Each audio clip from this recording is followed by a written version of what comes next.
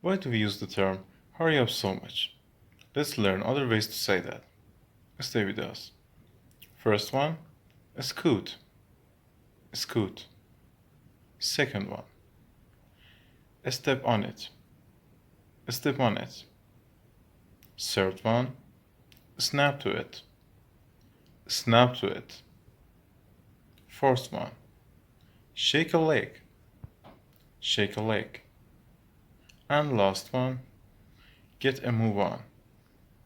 Get a move on. Stay with us and subscribe us to see more later.